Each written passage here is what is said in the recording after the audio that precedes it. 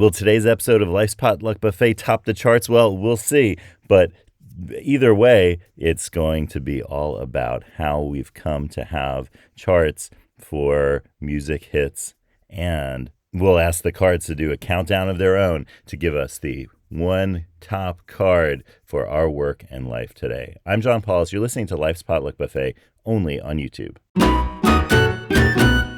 If you've been enjoying Life's Potluck Buffet, please subscribe. And if you've already subscribed, thank you so much. I truly appreciate it. If you use the Brave browser, you can contribute basic attention tokens to Life's Potluck Buffet with John Paulus on YouTube. Thank you for your support, and thank you for listening. If you're in the U.S., then you've probably heard about Billboard charts. They're the charts now in many genres of music to tell you what the top songs of the previous week were. And that has come a long way from the original Billboard chart, which we'll talk about on this episode. And because nowadays, to figure out what the top songs are in the Billboard, say, Hot 100 charts, you have to be able to track physical sales, digital sales, online streaming play, radio airplay. There are a lot of factors now that come into the calculation of where you are in the charts. And that is a big difference from the very first charts that Billboard put out. And also, you might be asking, what does a Billboard have to do with music anyway? Well, it's kind of, it was a journey. So let's go to the beginning of that journey and the beginnings of billboards. Now, what are billboards? When we talk about billboards today, we're talking about, those things that they could be in a lot of places. For example, on the side of a highway, there might be one of those big signs that advertise things and have messages on them. Those are billboards. There's billboards that are in at bus stops and on the sides of buildings. There's billboards that are painted, billboards that have stuff pasted on them. There are billboards that are large digital screens that can show moving images and change. And there was even a billboard that smelled like food in North Carolina in around 2010, so about 14 years ago or so. So billboards have done a lot over time. When did they start?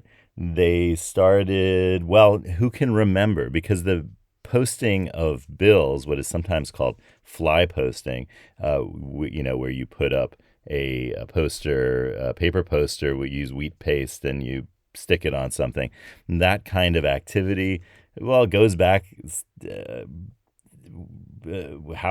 can't really say how far it goes back, because as long as you have wheat paste or something sticky that you can post something like paper, or if you had or just you can draw on wood.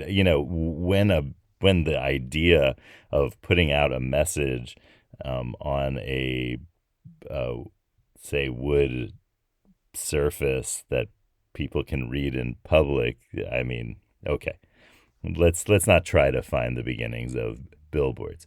But in the 19th century, the billboard became a big thing. Oh, I might note that until that time, the idea of billboard as a word was 100% used for a part of a ship. And it's the part of the ship where it's on the side of the ship's hull, where the bill of an anchor, so you have an anchor and the anchor's bill is the tip of it, one of its parts. I'm not going to go into parts of an anchor, but you get the idea. So the tip of the anchor, you know how anchors have these side things. It's stereotypical anchor picture. Think about that. Think about the tips of the side things. Those are called the bill, and the billboard is where the thing that has these tips on it rested on a ship, and it was called a billboard. And that has nothing to do with the bill of our billboard. That word bill for like the bill of a say a bird's bill, like a beak, that kind of thing. That that's a different story. So the billboard we're talking about is for posting bills. Oh, and in the UK, I understand that some people might understand these as hoardings. And you might ask, well, in the US, that sounds a lot like the activity of having like way too much stuff in places where stuff doesn't belong, and the idea of hoarding. But the hoarding part is actually probably related to that, because early on, the idea of hoarding was storing food or fodder for for animals. And so you see early uses of things like a hoarding crib, where you keep food. And so the idea that the thing that goes around this to prevent, the wood fence that goes around this to prevent any unwelcomed feeders for your hoarding. I think that's probably where the word actually comes from in terms of the fence use of hoarding. And so the hoarding is these are these things that it's still used in the UK for things like on construction sites, the wooden construction fencing, as we might call it in the United States, that goes around. And, this is where you might see posters, bills posted. And you might even see signs that say on the construction fencing or hoarding that say post no bills. And that's exactly where our history begins, because in the 19th century, the posting of bills, larger and larger bills, was not only much more frequent all over the place, but it actually became a little bit, or was considered a little bit of a public nuisance. And there were commissioned in major cities that sought to limit the amount of bills that were posted, and these billboard advertising, to limit that. And so the big thing that got advertised early on, and very frequently, were things like, especially in the big bills, the big posters, we'll call them. Those were advertisements for things like circuses and fairs and races, and those were really big billboard uses. And so in 1894, the first issue of Billboard Advertising came out. And this was all about, really, the first issue was really focused, the audience was secretaries of state fairs and other fairs around the country. And it was based out of Cincinnati, Ohio at the time. And the whole idea was talking about advertising with these posters, these bills, for things like fairs and races, and also giving an update on the industry of fairs and races and so forth. In 1893, there had been a massive World's Fair, the World's Columbian Exposition, which was held on the south side of Chicago. And there are still some of the temporary structures that were for the exhibition were made permanent. And so a good example, if you can visit today the Museum of Science and Industry. That was the Palace of Fine Arts, and it got clad in limestone and made permanent some years after the end of the exhibition, and was made the Museum of Science and Industry.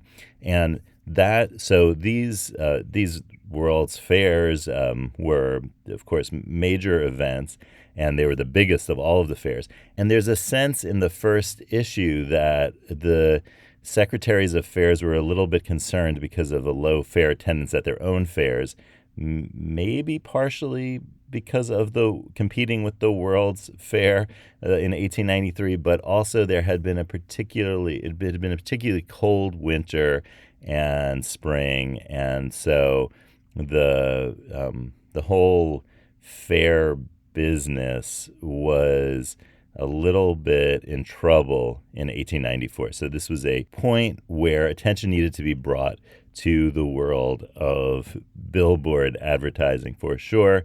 And that's what the name of the publication was Billboard Advertising. Now it's Billboard is the name of the publication, but Billboard Advertising was all about events, and the people who produced lithographs for advertising, and the businesses that produced lithographs for advertising, and the brushes. You could see ads for brushes for sale for putting up the posters. And there's a lot of talk about fairs and state fairs and races and these kind of more temporary events that used billboard advertising so that people could know that they were actually happening. So that's how Billboard got its start. It was really focused on fairs and races and things like that. Now, what happened was because of change in publishers and editors, there was a shift to focus a little bit more broadly on areas of entertainment, and so that's what happened over the years. So you had more things. I mean, there was still a focus on fairs and circuses and races and vaudeville and theater, and then, well, things like music and anything that had to do with sales that required billboard advertising, which is pretty much anything in the entertainment industry, that became of interest to Billboard. And so in 1913, on July 12th, 1913, Billboard published its first charts. It was a single chart, kind of buried in the issue, and the chart had the top 10 best-selling sheet music songs. So that was the first Billboard chart. It was a chart of sheet music, because we're not at the point where we can really where the recordings that were being made were as popular as the sheet music that would be played on a home piano, and that was the bigger way that you got to hear and sing and engage with the music of the day. And so that's what the most important music sales chart was. And they say that they surveyed 100 some odd sellers of sheet music, and that the next week they would do 500 sellers and then 1,000 sellers. So it was really about, for them, engaging with the people who were advertising and selling sheet music, because that was the most popular kind of personalizable form of music of the day. What happened in the next 2 decades is that music recordings and records became the main way that people could have individualized or personalized music that they listened to, that they didn't have to go to a concert hall or a theater or a club to listen to. And so the sales of that got charted in the 1930s. 1936 is when it started. And to show you how this was really focused on the actual advertisers and producers and sellers of that music, the first chart had 3 number ones, one each from the 3 major record-producing companies of the time, which were Columbia, Brunswick, and RCA. And so that tells you there wasn't just one top song. There were 3, because they wanted to represent the 3 big record companies that were advertising and selling their music. because this is really still a very industry-focused list. And by the way, the sheet music list didn't go away. I mean, it was still in the January 4th issue, 1936, the first issue where you had a top-selling record singles chart, the top-selling songs.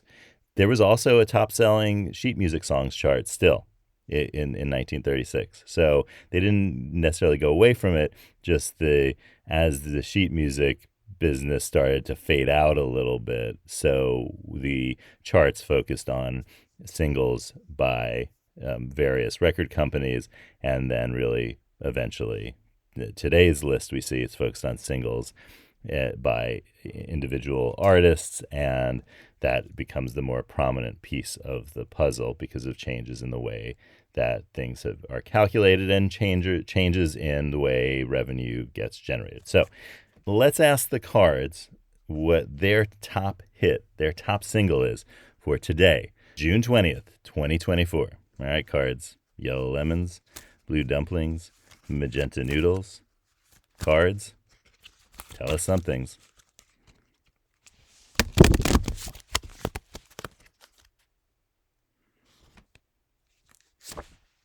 It's card 16.